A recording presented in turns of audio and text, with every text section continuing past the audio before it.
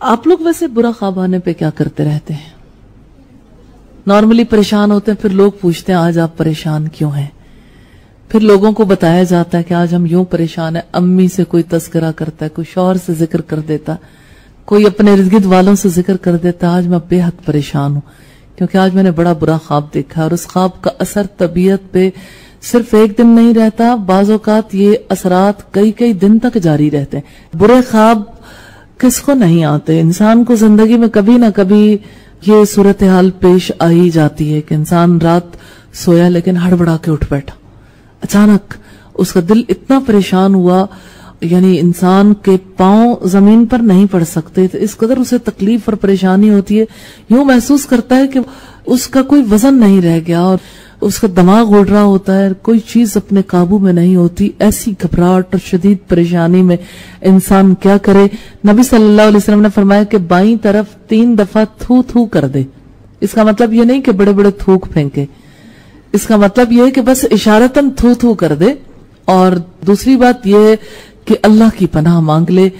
حضرت ابو قتادہ سے روایت ہے، انہوں نے کہا کہ میں نے رسول اللہ سے سنا، آپ نے فرمایا بے شک اچھا خواب اللہ کی طرف سے ہوتا ہے، اور برا خواب جس میں گھبراہٹ ہو شیطان کی طرف سے ہوتا ہے۔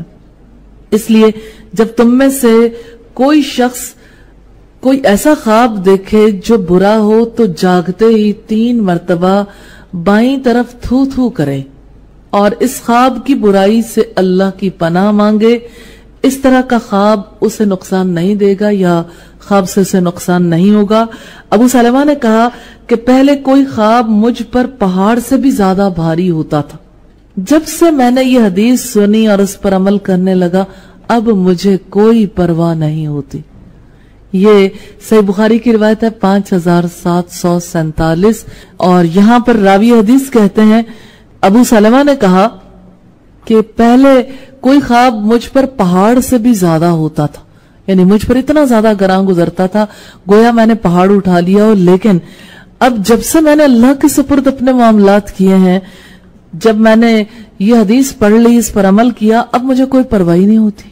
تو یہ بہت بڑا ثبوت ہے، پریشانی سے بچنے کے لیے آزمودہ ہے کہ انسان خواب کے آنے پر کیا کام کرے؟ 3 دفعہ بائیں طرف تھو تھو کر دے، اور دوسری بات اللہ کی پناہ مانگ لے۔